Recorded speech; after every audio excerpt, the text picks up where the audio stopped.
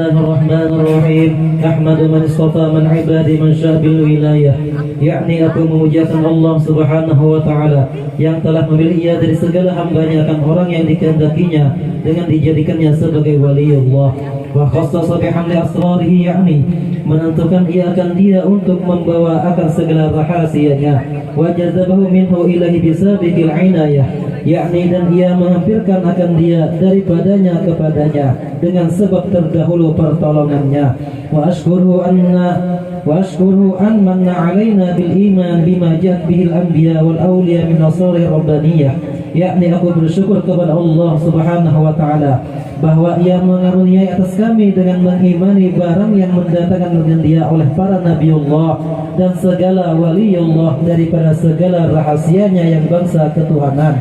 Wawaffaqana limutaba'ati sunnatil bahiyatis saniyah, yakni dan ia telah menolong kami untuk mengikuti akan jalan semua mereka itu yang terang lagi mulia. Wa usalli wa usallimu ala man sajada lahul malaku wa huwa fi dhari'i abihil turi, yakni aku memohonkan rahmat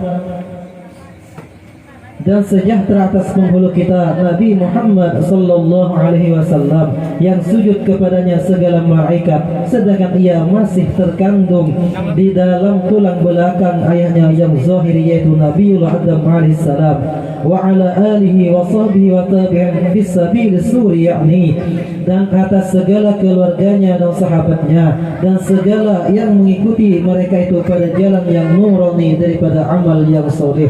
Wa ba'du, kemudian daripada itu maka berkatalah Syekh Siddiq Al-Madani Khalifah Syekh Muhammad bin Al-Karim Al-Qadir Hasan Samad Al-Madani radhiyallahu anhu, hai segala saudaraku, manakala aku dengar akan dan aku lihat akan riwayat daripada guruku daripada hadis Nabi sallallahu alaihi wasallam bermula ketika dibaca manaqib aulia Allah itu diturunkan oleh Allah beberapa rahmat atas orang yang membaca dan orang yang hadir mendengarkannya serta diiktikadkannya dengan yakin hatinya bahwa orang itu benar-benar wali Allah.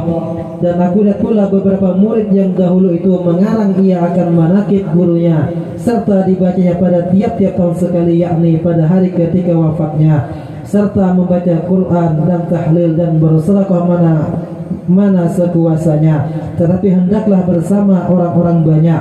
Maka tatkala aku dengar yang demikian itu, yakni riwayat yang tersebut itu, maka sukalah hatiku mengerjakan seperti yang demikian itu atas sekedar pahamku yang bebel ini, serta aku himpunkan akan setengah karamah guruku yaitu Syekh Muhammad Samman radhiyallahu anhu, ahlus syariah wat tariqah wal haqiqah, yakni kutub di dalam negeri Madinatul Rasul.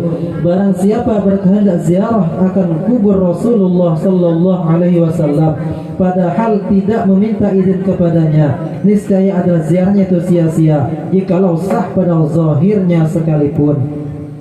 Dan adalah tabiatnya radhiyallahu anhu itu kasih sayang ia kepada orang yang talibul ilmi dan kepada orang yang alim-alim dan orang yang soleh dan kepada segala orang-orang fakir dan miskin, dan lagi pula suka ia berkhidmat kepada segala orang yang datang ziarah ke kubur Rasulullah daripada seorang yang alim-alim dan orang yang soleh dan daripada segala orang yang awam dan khawas. Dan adalah tabiatnya radhiyallahu anhu itu ketika masa kecilnya hingga sampai had mursyidnya, dan lagi pula ia sangat memuliakan ibu bapaknya, lagi pula mengekalkan musyahadatul wujud dan muraqabah dan ibadah hingga ia meninggalkan daripada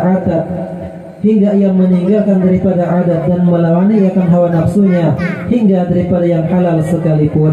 Dan tiadalah tidur ia pada ketika malam hari melainkan sedikit jua, dan apabila ia diberi bantal oleh orang tuanya maka ketika ia hendak tidur maka keluh kesalah ia seperti orang sakit, dan apabila sampai waktu sahur maka ia bangun daripada tidurnya, lalu ia rotib sahur, kemudian daripada itu lalu ia sembahyang subuh berjamaah dengan orang banyak, lalu pula ia rotib subuh hingga terbit matahari. Manakala terbit matahari kira-kira segala, maka bangkitlah ia sembahyang sunat isyraq 2 rakaat.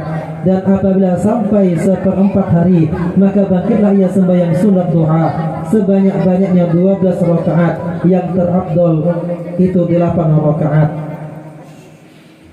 Dan lagi pula ia radhiyallahu anhu itu membanyakkan puasa sunnah dan membanyakkan riyadhah dan menjauh daripada lazat dunia hingga daripada yang halal sekalipun.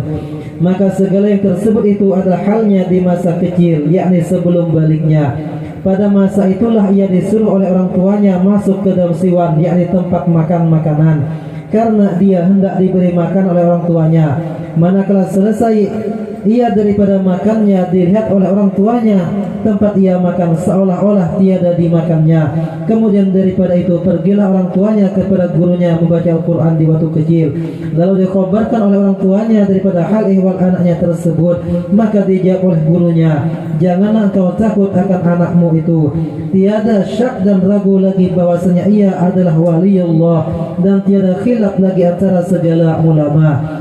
Dan apabila radhiyallahu anhu melihat akan orang tuanya memakai pakaian yang indah-indah atau memakai pakaian yang ditegah oleh hukum syara', maka dikatanya kepada orang tuanya, wahai orang tuaku, tiadalah suka Tuhan kita kepada orang yang bersuka-suka di dalam dunia ini. Demikianlah hal ihwal di masa kecilnya, yakni sebelum baliknya. Syahdan adalah halnya Tuan Syekh Sayyid Muhammad Salman itu selalu dalam zikrullah siang dan malam, dan ia suka uzlah, artinya menjauhi daripada bercampur dengan manusia, dan masuk khalwat dan melazimkan ziarah ke Baqi', yakni tempat pekuburan segala istri Nabi Muhammad sallallahu alaihi wasallam di dalam negeri Madinatul Rasul, serta hampir dengan masjidnya pada tiap-tiap hari. Lalu ia berzikir dan baca Al-Quran di tempat itu. Dan adalah halnya radhiyallahu anhu pada ketika bidayahnya, yakni pada permulaan dia menjalani akan jalan thariqah dan hakikah. Ia memakai pakaian yang indah-indah. Kemudian datanglah Tuan Syekh Sayyid Abdul Qadir Jailani membawa baju jubah putih, padahal Tuan Syekh Sayyid Muhammad Salman di dalam khalwatnya. Maka dipakaikanlah oleh Tuan Syekh Sayyid Abdul Qadir Jailani akan baju jubah itu, akan Tuan Syekh Sayyid Muhammad Salman Al-Madani. Maka cukuplah Tuan Syekh Sayyid Muhammad Salman dengan baju jubah putih itu hingga sekarang.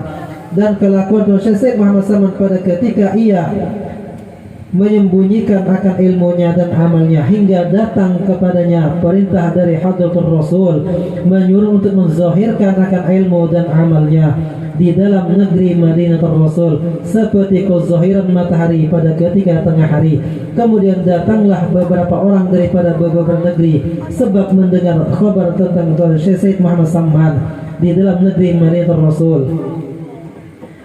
Maka banyak orang yang datang daripada negeri dan untuk mengambil thariqah kepadanya, dan orang yang datang kepadanya daripada raja-raja dan orang-orang kaya memberi hadiah kepadanya seperti emas dan perak dan yang lainnya.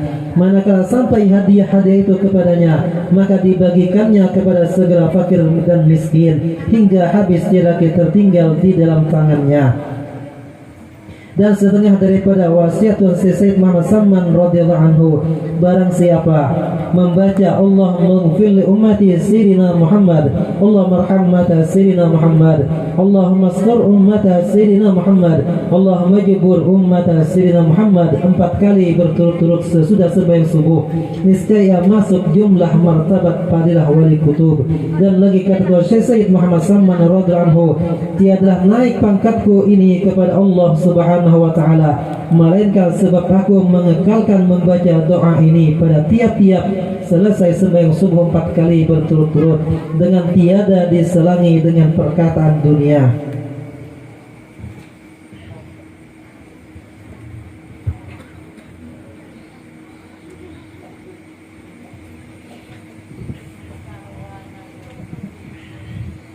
Dan setengah daripada karamah Tuan Syekh Sayyid Muhammad Salman adalah yang dikhabarkan oleh seorang laki-laki daripada ahlu Madinatul Rasul.